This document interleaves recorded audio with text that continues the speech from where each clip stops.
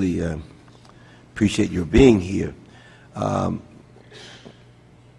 understand that Treasury collects monthly data showing the value of its TARP portfolio. Is there any reason why that should not be made public?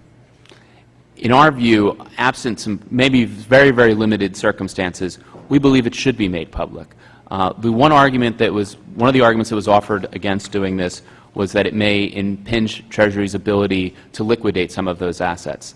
But frankly, we think that just like any asset manager, any mutual fund, the investors have a right to know what the value of their assets are. Frankly, the one good example of when you don't know is Ranking Member Iss's example of a Madoff-type hedge fund where investors can't see what's behind the numbers. And we think this is an essential part of transparency. Right. We are concerned about conflict of interest. Treasury hired 9 private firms to be asset managers for the TARP public-private investment program, including large companies such as BlackRock, GE Capital, Real Estate, Invesco, and others. All of these large firms are engaged in extensive private investment activities. Yet Treasury has refused to require these firms to establish firewalls between their employees and who makes investment decisions on behalf of the government and those who manage private funds.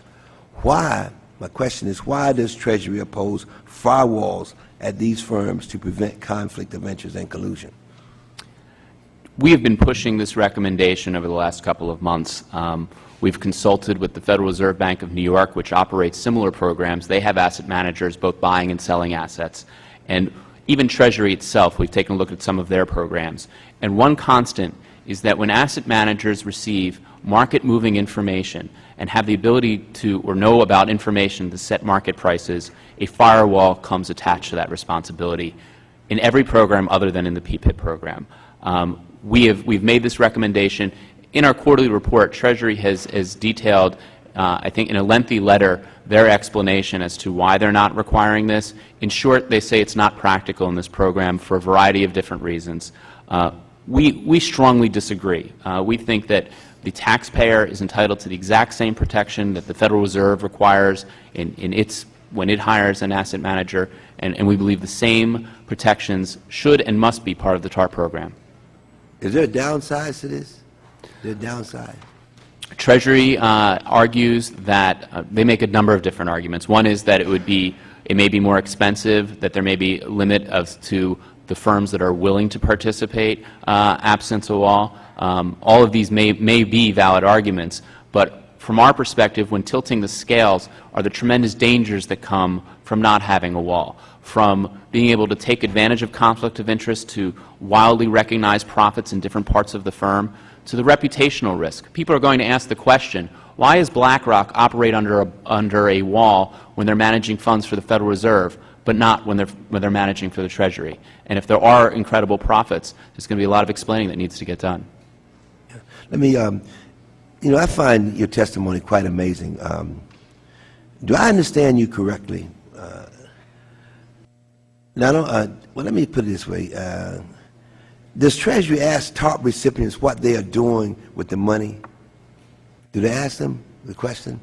Overall, no. They've asked, Bank of America, Citigroup, and AIG are the only capital recipients that are required to report the use of funds. Some of the other extraordinary assistants also have reporting requirements.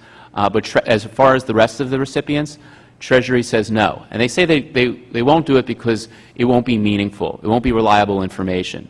So, of course, the question we ask is, if it's a meaningless exercise, why are you doing it with respect to Citigroup, Bank of America, and very recently AIG? And we haven't really gotten an answer to that question. I think it's very, very important because, in creating this in discussions early on, it was about job creation.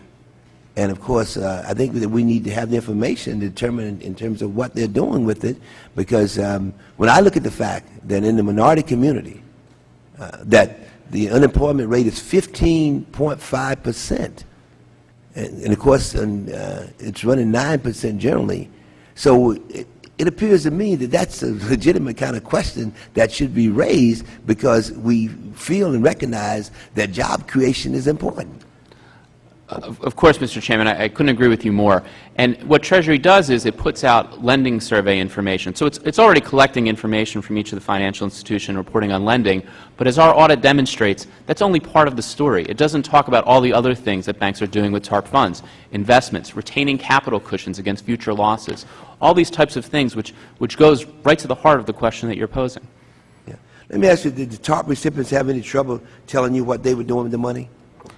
We had a variety of responses. We had 364 responses, but nearly every single financial institution was able to provide us with meaningful information on this survey. And I have to remind you, this is a voluntary survey. What we're recommending is that Treasury actually require this information. But we just asked, and we still got very meaningful responses. Is there any reason why the public should not be told what is happening with the TARP money, how it's being used?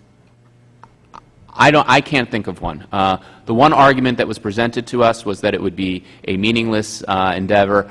I think our audit report proves that to be false. I think that banks can and should be required to report on their use of funds.